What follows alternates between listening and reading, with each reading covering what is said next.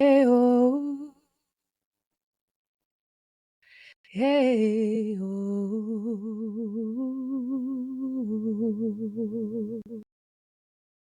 Hello, welcome back to Reclaim Within. I am Ash. I am going to this is a very, I'm going to be really honest. Today is vulnerable for me because I'm actually going to be sharing about a process that I'm still currently in this very moment.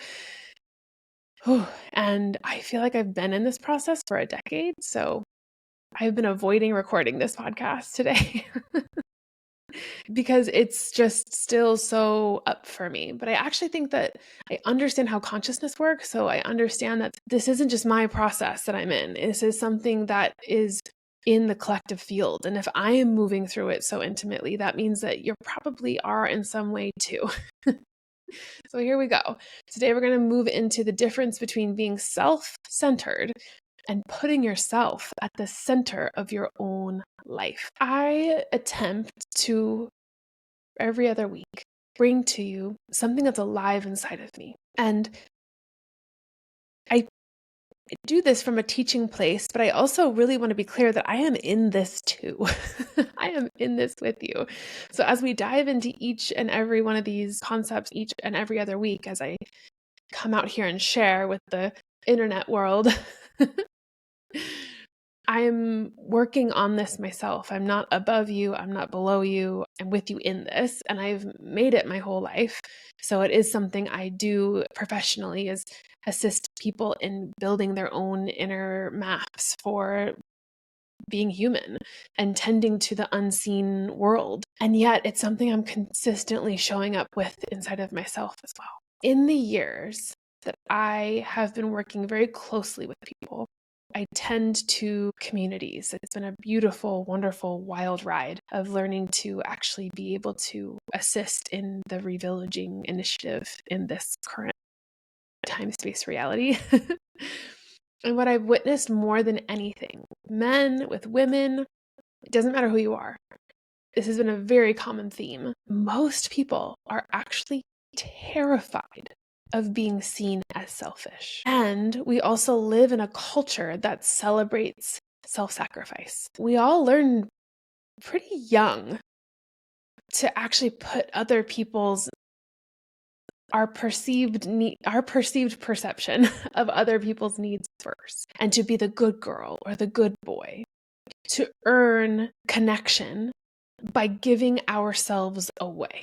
And this has been an inherited cultural program for a while now. What's really difficult about it is that caring for each other is actually so beautiful. Being the caregiver of your family, such a beautiful devotional act of humanity. Being the provider for your home, what an amazing honor to get to tend to life in that way. And so as much as that is so beautiful, at the exact same time, so much of our heartache in our day-to-day lives actually comes from self-abandonment, disguised as love. I see this so often. People in either a love relationship or even a friendship, each one putting the other person before themselves, but completely dismissing themselves in the process. And then getting resentful that they perceive that they're putting the other person's needs first, but yet the other person thinks the same thing about them. It's a really wild, it gets chaotic pretty fast. And yet when you are betraying your own sense of self and your own needs for the connection to someone else, that just inevitably leads to resentment and disconnection. It just does. And so there's a calling that I have to share this, because learning to put myself at the center of my own life has been so vulnerable and very scary, and yet revolutionary. And it's building the world that I actually want to live in. And so here's the distinction that really helps. So let's define self-centeredness. Being self-centered is when everything revolves around the ego. It's not even that it revolves around the person. It's that their egoic self needs to be in control. needs to have everything the way that they need it, is dismissing to others because it's too fractured. Their sense of self is too fractured to have anybody disagree with them. And it comes from a very unhealed, painful place. And it comes from wounds that actually have us frozen in these fractured earlier stages of development. Being self-centered is scary because our core human need is to belong. So I can't take any ownership over being self-centered because I have to belong. And this is running without us even realizing it is. But the distortion in it is something one of my teachers had said, is that trauma makes us all narcissists. Trauma makes us all narcissists. Dang, that hit me hard. Because that means that where any of us, all of us, are carrying unprocessed pain or pain from experiences where we were far too young to be able to integrate it, it will inevitably leak out sideways. And so really it's about, how do I tend to my own needs and allow for those younger fractured places to show up? And that's when we stop spilling the pain out onto the people we love. It actually requires us to learn to put ourselves at the center of our own life. It's different. It's about aligning with your inner truth, aligning with your own values, with your own needs, and with your soul, and not dismissing yourself to fit out there the way you think you should. So then you'll get the love you want, but then you're dismissing yourself. Oh my gosh, it gets so confusing. It's saying, I belong to myself first so that I can know myself, building my own inner kingdom, tending to my own inner kingdom, so that I can then be in right relationship with those I love, so that I can be tended to show up with an overflow. I don't know many adults that live from overflow. This has been a huge process I've been in for a long time. I'm like, okay, how do we do this then? If we don't have a lot of modeling of it, how do we actually do this? Well, there's a really easy, quick somatic practice that I teach at a lot of the retreats that I do that I think is really helpful. And it's just about tracking your own emotional, physical experience in your body as you lean forward and then lean back and lean side to side and see if you can feel your body and feel your emotional experience. As you lean forward, does that feel good? Does that feel bad? As you lean back and side to side. And you can do this while driving. You can do this while talking to somebody. You can do this anytime, anywhere. But it's really helpful to learn how to center yourself, even just from the somatic place. Because for me, personally, I've leaned really far forward in life, pushing into life, I think from a place of not fully trusting my value. But then also there's a place where maybe if you really lean too far back, maybe you're somebody who's afraid or hesitant to actually engage in life. And this could shift from like situation to situation. Maybe in one space, you're really good at being centered, and in another relationship, you're really far back. And then like with another dynamic, you're really far forward. And so it's really using this somatic ability to connect with yourself, to track where you are and if you can find that center. And when I'm doing this practice, oftentimes an emotion will rise up. And instead of resisting that emotion, I try to pause and breathe. Breath, sound, and movement is like the greatest gifts we have from God. And ask myself, what do I need right now? What is this emotion needing? Does it need to be felt? Do I need to express? Do I need to cry? How can I be guided by this experience I'm having? And it just helps reconnect with your inner compass. It's a way of practicing from the inside out. Because, I mean, in the last decade, I've noticed it is very hard for a lot of people to even admit they have a need or to find the need. I'll ask somebody, what do you need? And I witness them go to guilt or shame or fear. It's almost like a place we haven't gotten permission to be.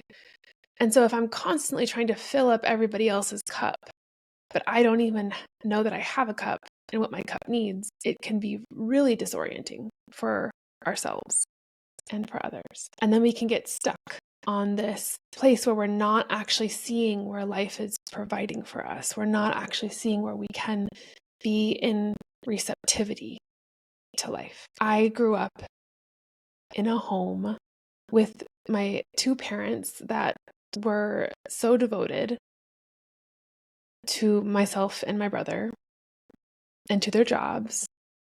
But I've really, really, really consciously realized recently that they were nurses. And so they were caregiving 24/7. They went to work and they were caregivers, and they came home and they were caregivers. And they really didn't have a lot of space. And they didn't really have a huge village. They had friends and they had family. But I don't know if I would say that they were fully always tended to. I think that's a really interesting concept that we're just now exploring in consciousness. I think it's really far out for a lot of people still. And that was my model. So for me, I'm like, okay, it's no wonder that I landed in service work. That feels like a beautiful thing I've inherited from my parents. I like being in service work. It's beautiful. I like tending to humans and tending to humanity. It's my favorite. And I've really longed to be a part of a revillaging initiative to care for others in a world that can feel really, really fragmented right now has felt really purposeful. But what I've noticed for myself is I haven't known how to turn off the service mode.